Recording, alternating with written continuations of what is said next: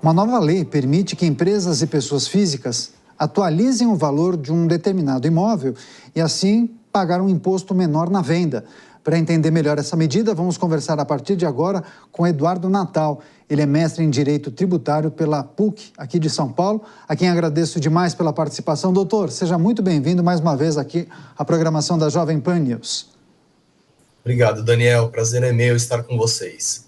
Para começar, naturalmente, queria pedir sua avaliação sobre essa proposta que foi sancionada pela Presidência da República. Enfim, proprietários de imóveis poderão atualizar os valores dos bens e, assim, pagar impostos menores na hora da venda, né? Como deve funcionar na prática e em quais casos isso pode ser, de fato, vantajoso para um dono de imóvel? Exatamente. Existe essa nova legislação, ela foi trazida pela Lei 14.973, aprovada agora no dia 16 de setembro, ainda não está regulamentada pela Receita Federal, mas isso deve acontecer em breve, e terá o prazo de 90 dias, tá? Como uma opção para os contribuintes que entendam e que, obviamente, também busquem verificar se vale ou não a pena fazer essa atualização, tanto pessoas físicas como pessoas jurídicas. De um ponto de vista inicial, é sempre importante que essas empresas ou essas pessoas físicas avaliem toda a legislação tributária vigente, porque existem condicionantes e circunstâncias que talvez não valha a pena fazer essa atualização.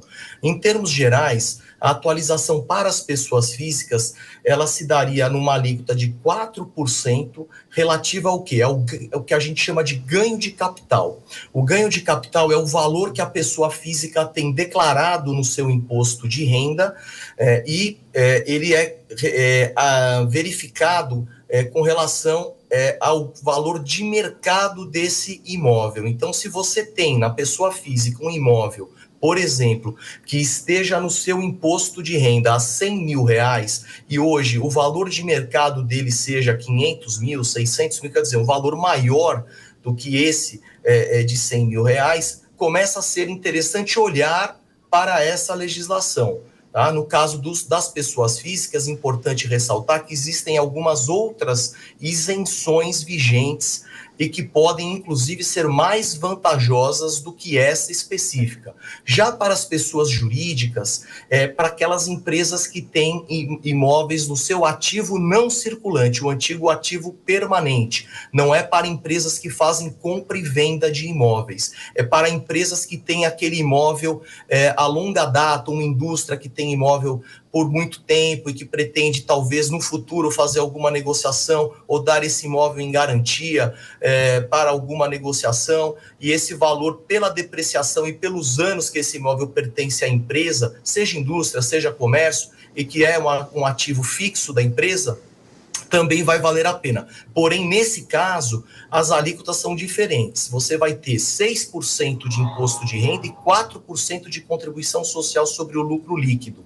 O que isso implica? Também é importante ressaltar. Na pessoa física, quando você tem um ganho de capital hoje, antes, inclusive, da vigência dessa nova lei, você teria uma alíquota mínima de 15% para o ganho de capital. Então, é uma redução que, de uma certa forma, ela é expressiva, mas existem condicionamentos. Você tem que olhar a legislação e verificar se esse valor de 4% ele vai ser interessante no futuro. E por quê?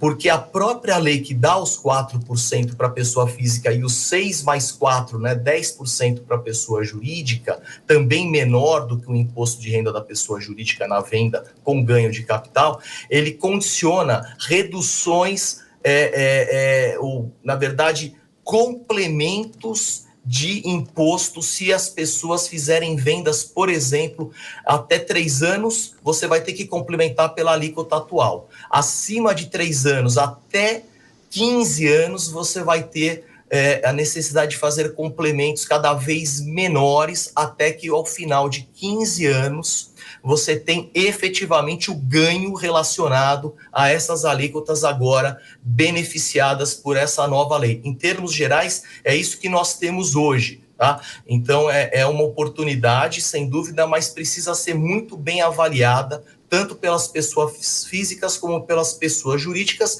porque pode se dar uma hipótese de mera antecipação e não de efetividade de alíquota. Pois é, isso tende a estimular negociações, né? Muitos analistas justamente indicaram que isso poderia gerar um incremento importante para os cofres do governo, e isso vem naquela medida de desoneração ou reversão da desoneração da folha de pagamento para os 17 setores que mais empregam na nossa economia.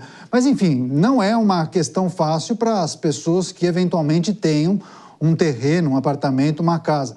Qual é a sua recomendação? Que essas pessoas façam simulações com um especialista em tributos, um advogado que é especializado no assunto, ou mesmo um contador? Essa é a sua recomendação?